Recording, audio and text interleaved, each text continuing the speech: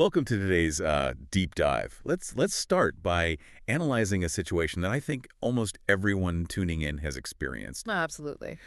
But, we rarely actually talk about the underlying mechanics of it. So Yeah. picture this. You walk through the heavy doors of a really highly rated restaurant. Right, a nice place. Yeah, exactly. The lighting is perfectly calibrated. There's that low hum of sophisticated chatter going on. Smells great. Smells amazing. And the host is standing there behind a podium waiting to direct you. Now, on paper, this is supposed to be a leisurely, enjoyable experience, right? It's the whole point of hospitality. You're there to be fed. You're there to be taken care of. Yet for so many people, the exact moment they cross that threshold, this subtle but very distinct wave of cognitive overload just hits them. Oh, yeah. It's a real thing. You might call it restaurant anxiety. I like that term, restaurant anxiety.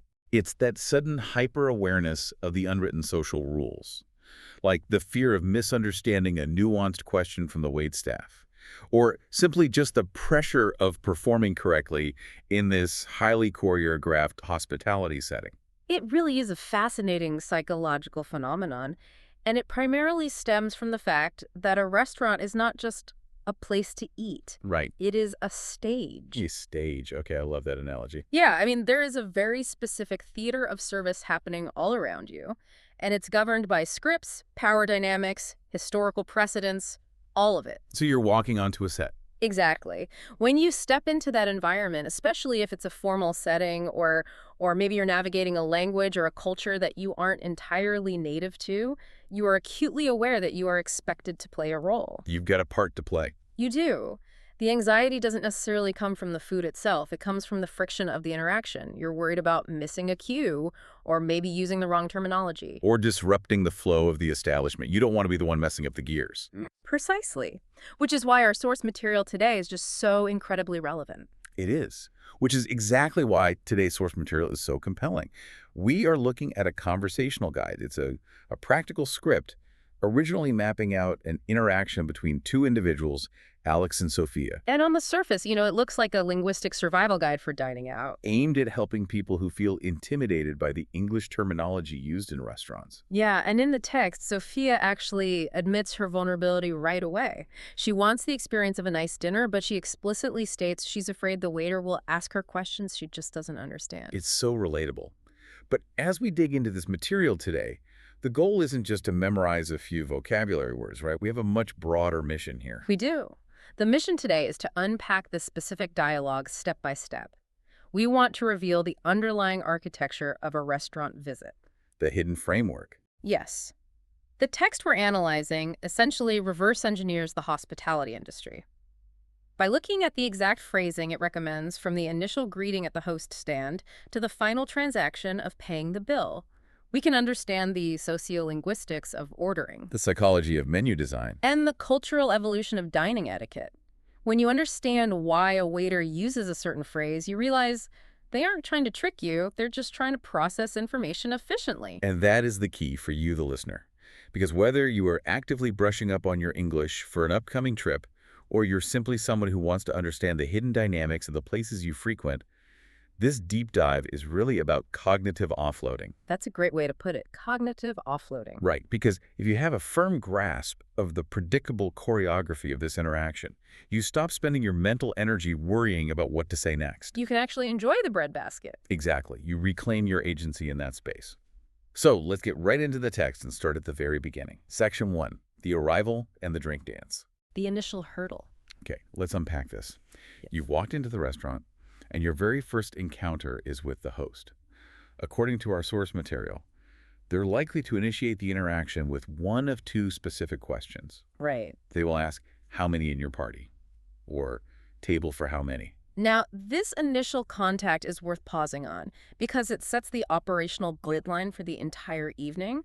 When the host asks, how many in your party? They're using classic hospitality jargon. Yeah, party sounds like there should be balloons. Exactly. To the layperson, the word party might seem a bit informal or festive. But in the context of restaurant management, it is a strict operational unit. It's a metric. Yes. The restaurant floor is essentially a complex, shifting puzzle of real estate. The host's primary job is yield management. Meaning they're trying to maximize the number of bodies and seats. Without overwhelming the kitchen's capacity. So when they ask about your party, they are trying to immediately categorize you into an algorithm. Are you a 2-top? A 4-top? Do they need to push 2 tables together? It's completely logistical. Purely. And that's why the alternative phrasing the guide provides, table for how many, strips away the jargon entirely. It just gets straight to the physical requirement. It cuts right to the chase. So when you were standing there, how do you respond? The text has Sophia asking if she can simply say, table for 2, please. And the guide confirms that this is the perfect response. I think it's really worth noting here that the guide doesn't suggest adding any conversational filler. No, none at all. It doesn't tell you to say, hi, how are you tonight? We were hoping to get a table for 2 people if you have the space. It just says, table for 2, please. And that brevity is entirely intentional. It touches on the sociolinguistics of high-stress work environments. Because the host is juggling a lot. They really are. Front-of-house staff are often managing a wait list, they're monitoring table turnover times, and they're dealing with a lobby full of people staring at them. Just waiting to be seated. Right. If you launch into a lengthy, overly polite paragraph, you are actually slowing down their processing speed. Oh, that makes sense. You're giving them too much unstructured data. Exactly. Table for 2, please, is the ideal formulation because it provides the exact data point required, the integer 2. While the inclusion of please softens the directness. It maintains the necessary social grace. It's a transaction, yes, but it's a transaction wrapped in basic courtesy. You are matching their operational efficiency without sacrificing politeness. That makes total sense. You're playing your part in their logistical puzzle efficiently. So you navigate the front door, the host grabs a couple of menus, walks you through the dining room, and seats you. You've made it to base camp. Right. But almost immediately, your waiter appears. And this introduces what the text outlines as the very first hurdle of the seated experience, the drink order. The drink dance. The guide notes that the standard opening question is, can I start you off with something to drink? Now, in the text, Sophia notes that she usually just wants water. Which is totally normal. Right. And she asks if saying water, please, is sufficient. And this is where the modern dining experience can feel like a trap for the uninitiated. A trap? How so? Well, decades ago, sitting down and asking for water would result in a glass of ice water being placed on the table. End of story. Sure. But as the hospitality industry has evolved, water has been heavily commodified. It's no longer just a basic biological necessity. It is a primary revenue stream for the restaurant. Oh, wow. Therefore, if you sit down at a high-end establishment and simply say, water, please, you are essentially handing over control of the interaction to the server. Because they're trained to upsell. They are trained to guide you toward a monetized option. Exactly. You think you've made a simple request, but you've actually just opened the door for a sales pitch. And the guide is very explicit about this trap. It really breaks it down. It points out that the waiter will likely counter your request by asking you to choose between specific categories. The text outlines still water, sparkling water, and tap water. Now, obviously, we all know the physical difference between carbonated and non-carbonated water. But what's interesting here is the phrasing the restaurant uses to frame your choice. It's very calculated. They will almost always ask, would you care for still or sparkling? Notice what is missing from that question. The free option is entirely omitted from the binary choice they present to you. It's just gone. By asking still or sparkling, the server creates a false dichotomy. They are utilizing a classic psychological sales tactic known as the illusion of choice. So you feel like you're in control. You feel like you are in control because you get to pick your preference, but both options provided lead to the restaurant opening a branded, expensive glass bottle and adding it to your final bill. And the terminology itself is tricky. It is. Still and sparkling. It sounds elegant and refined. It fits the ambiance of the dining room, making you feel sophisticated for choosing one. But the guide gives us the ultimate disruptor to that sales tactic. It explicitly tells the reader, and if you want it free, just ask for tap water. It's the magic phrase. I find the inclusion of this specific instruction so empowering. It's not just a vocabulary lesson, it's a lesson in consumer agency. But I do wonder, and I hear this from people, does asking for tap water ever come across as a bit cheap? That's a common fear. Like if you were at a really nice place trying to impress a date or a business client, is there a social friction to deliberately bypassing the fancy bottles? That's a very valid concern, and it speaks to the social pressure inherently built into the restaurant script. The establishment relies on the fact that many diners will feel too embarrassed or intimidated to ask for the free option when presented with the still or sparkling binary. They're banking on your awkwardness. Exactly. However, from a hospitality standpoint, requesting tap water is a completely standard, globally understood preference that causes zero operational friction for the waiter. So we really don't care. They don't. In fact, confidently stating, "Just tap water for the table, please," signals that you are an experienced diner who knows how to navigate the menu on your own terms. You're taking charge. You aren't being cheap. You are setting a boundary and controlling your dining budget right from the first interaction. I really like that framing. It's a proactive assertion of your preferences. You aren't waiting to be guided, you are taking the lead. Setting the tone. So you've handled the arrival, you've secured your preferred hydration without falling into the upsell trap, and the waiter walks away to fetch your drinks. And you can breathe for a second. Just for a second, Yeah. because the relief is temporary. Now you are faced with the menu. This brings us to section 2. The main event, ordering and customizing. There we go. The waiter comes back, drops off the water, and asks the pivotal question. Are you ready to order? This moment is frequently cited as a major peak in restaurant anxiety. And if we look at the psychological studies surrounding decision fatigue and menu engineering, it's easy to understand why. Menus are intense. Menus are not neutral documents. They are highly designed texts meant to draw your eye to specific high-margin items. Right, the boxed items, the bold text. Exactly. When you combine a complex, unfamiliar menu with the sudden reappearance of the waiter asking if you are ready, the social pressure spikes. You feel a sudden obligation to comply. To keep the restaurant's gears turning, even if you have no idea what you actually want to eat. I think we've all been in that scenario where we panic order something we don't even want, just to make the waiter go away so we can stop feeling like the bottleneck in the room. Oh, the panic order is a classic phenomenon. But the source text offers a very specific, polite stalling tactic. Sophia notes that if she needs more time, she will use the phrase, "Can we have a few more minutes, please?"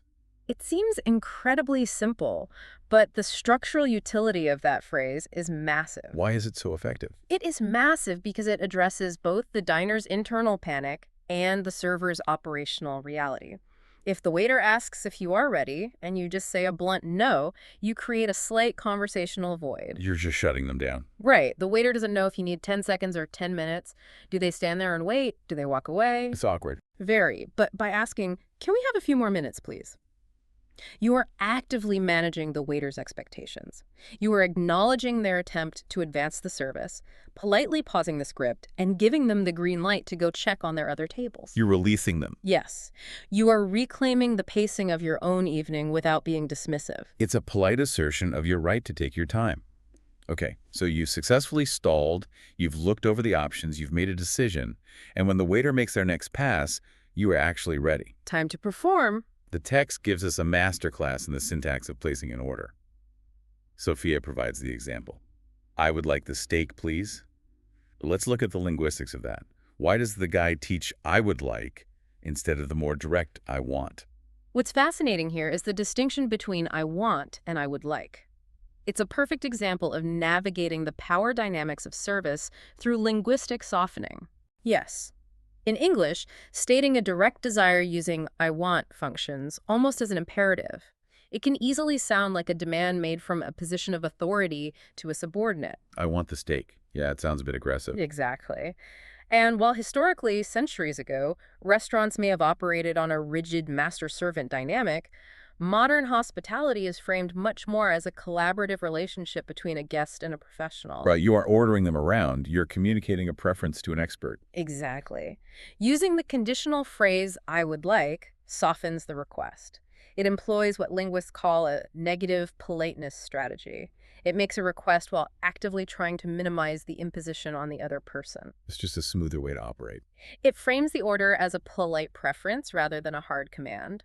I would like the steak, please, establishes a tone of mutual respect that usually results in much better service throughout the night. But the text is quick to point out that ordering a seemingly straightforward item like a steak is rarely the end of the conversation. Never is with steak. Right. Our guide, Alex, immediately warns Sophia, good? But wait, if you order steak, they will ask, how would you like that cooked? And suddenly you're back on the spot. Exactly. This introduces a whole new layer of required vocabulary. The guide provides what we can call the steak spectrum: rare, medium, and well done. This is an area where culinary terminology acts almost as a form of gatekeeping. The restaurant cannot proceed with the order until this variable is defined. The ticket can't go to the kitchen. No, and if you don't know the specific jargon, you are suddenly put on the spot. The guide keeps it very practical, though. It defines the terms by their visual outcome rather than internal temperature. Right. It says rare is very red, medium is pink, and well done has no pink at all. It's a very functional way to teach it. And then the text goes a step further and offers a specific recommendation. Alex says, most people love medium rare. It's the perfect balance. Ah, medium rare. Now, I want to push back on this a little bit. Is it really the perfect balance, or is it just the culinary industry's enforced default? That's a great question. Because we see a lot of discourse online and in food media where chefs heavily judge people who order their meat well done. It feels like medium rare is suggested here not just as a taste preference, but as a way to avoid being judged by the kitchen. You are touching on a very real tension in the culinary world. There is absolutely a prevailing ideology among chefs that high-quality beef is compromised when cooked beyond medium rare. Because it dries out. It alters the texture and the moisture content that they want to showcase. Consequently, ordering a steak well done can sometimes be viewed by the kitchen as a rejection of their culinary expertise. Like you're ruining their art. Exactly. So when the guide recommends medium rare as a safe harbor, it is essentially teaching the diner how to conform to the dominant culture of high-end Western dining. So it's a way of saying the right thing to look like an insider. Yes, but I think we also have to recognize the ultimate goal of the diner. If you genuinely prefer your food fully cooked without any pink, ordering it medium rare just to appease a chef you will never meet is a terrible strategy. Because then you're stuck eating something you hate. You end up paying for a meal you don't actually enjoy. The real value of learning the spectrum rare, medium, well done is that it gives you the vocabulary to advocate for your own genuine preferences, regardless of culinary trends. You have to own your choice. The script gives you the cultural default, but you always have the agency to deviate from it. That's a crucial distinction. The vocabulary is a tool for your benefit, not a test you have to pass for the chef. Precisely. And speaking of advocating for your own preferences, the text beautifully transitions into the mechanics of modifying a dish. Which is another massive anxiety point. Oh, absolutely. Alex poses a hypothetical to Sophia. What if you don't like onions, Sophia? This opens up the necessary skill of customizing an order to accommodate allergies, aversions, or dietary restrictions. Historically, high-end restaurant menus were entirely fixed. The chef created a composition, and the diner accepted it as presented. No substitutions. The classic rigid menu. But the modern dining landscape is highly accommodating to customization. However, the kitchen is an environment of extreme speed and chaotic coordination. It's a war zone back there. It really is. If you want to modify a dish, you have to communicate that modification to the waiter in a way that translates perfectly to the shorthand tickets the kitchen line cooks are reading. And the text gives us a flawless structural formula for this. Sophia says, "Can I have the salad without onions, please?" Notice the structure there. The formula is, "Can I have the baseline item without the excluded ingredient, please?" Why is that specific structure so much better than just saying, "I hate onions, please don't put them in whatever I order"? It comes down to clarity and operational flow. By stating the baseline item first, the salad, you immediately lock the server onto the correct dish on the menu. Their pen is hovering over the salad section of their notepad. Yes. Then you clearly state the exclusion without onions. It's a clean, linear delivery of information. It's so efficient. If you start your sentence with the exclusion, "I don't want onions, so give me the salad," you introduce a negative constraint before establishing the subject. You confuse the order of operations. It increases the cognitive load for the server and raises the probability of a miscommunication reaching the kitchen. The formula the text provides is essentially how a waiter thinks. You are speaking their operational language. It's like writing clean code for the restaurant's operating system. That's exactly what it is. So you've placed the order, you used "I would like," you specified your doneness, you cleanly modified your salad, the waiter takes your menus, and the tension finally breaks. You can actually talk to your date now. You can relax, talk to your dining companion, and enjoy the ambiance. But a restaurant meal is a dynamic, ongoing event. Things happen. Always. A fork drops. The tap water runs out. You need extra napkins. This brings us to Section 3, mid-meal troubleshooting and the exit strategy. This phase of the meal represents a shift in the power dynamic. During the ordering phase, the waiter is actively managing you. They're prompting you. But mid-meal, if you need something, you have to actively manage the waiter. You have to initiate the interaction, which can be deeply intimidating for people who don't want to feel like a bother. Nobody wants to be the needy table. Right. The text handles this brilliantly by starting with nonverbal communication, which is so often overlooked in language guides. It's vital. Alex instructs Sophia, if you need something during the meal, like a napkin or more water, just catch their eye. The idea of catching their eye is so crucial. Because if you need something, the instinct might be to wave your hand wildly or call out to them as they walk by. Like, yeah, over here. But doing that completely shatters the atmosphere of the room. It does, and it violates the unwritten rules of the service theater. A well-designed dining room is built around sightlines. Sightlines, yeah. Professional waitstaff are trained to constantly scan the floor, right? Yeah. Maintaining a peripheral awareness of their section, even when they are serving another table. They are always watching.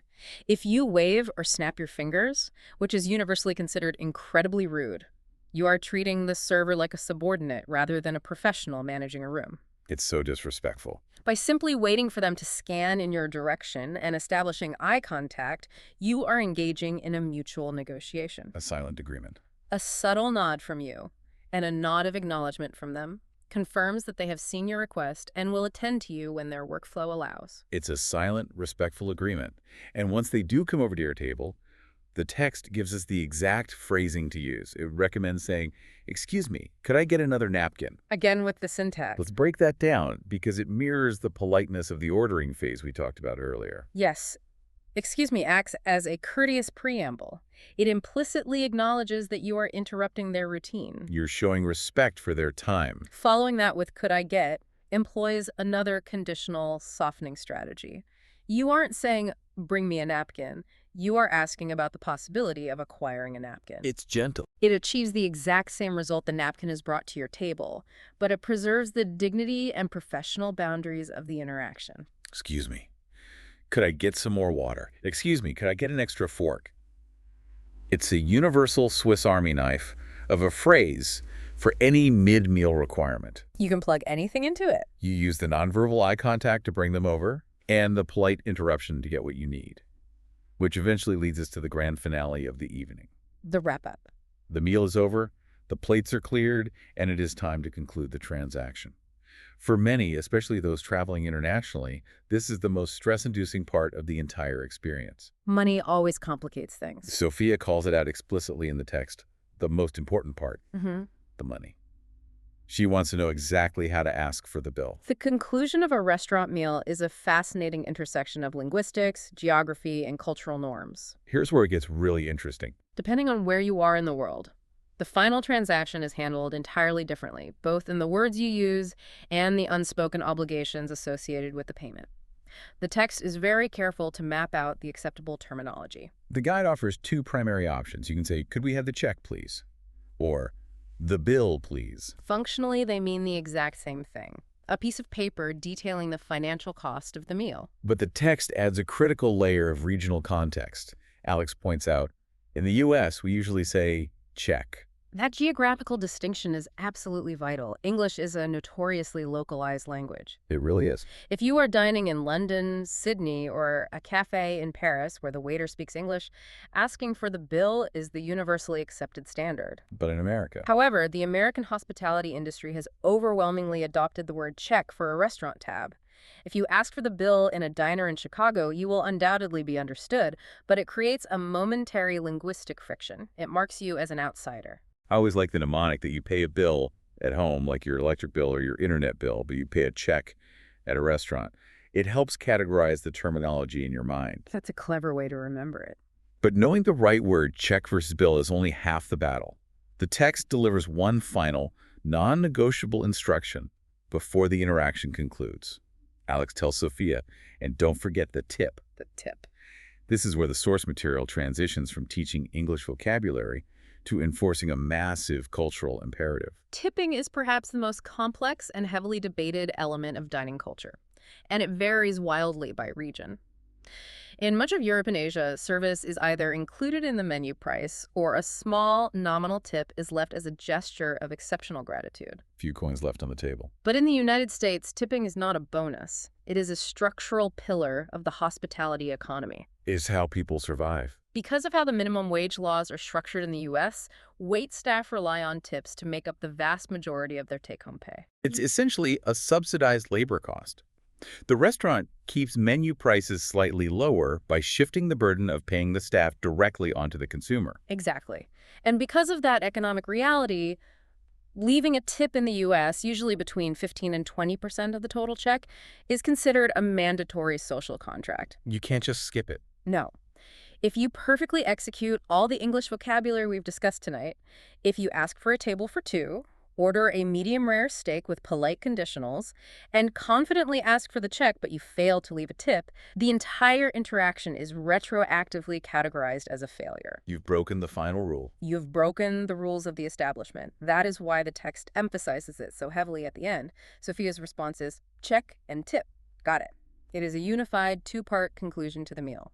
It's the final punctuation mark on the experience. You have to handle both the vocabulary and the cultural expectation to truly master the scenario. They go hand in hand. And that really brings us to the summary of this entire deep dive. Yeah. If we step back and look at the trajectory of the meal, based on this dialogue between Alex and Sophia, we've covered an immense amount of ground. We really have. You now have a comprehensive toolkit to navigate a potentially intimidating environment.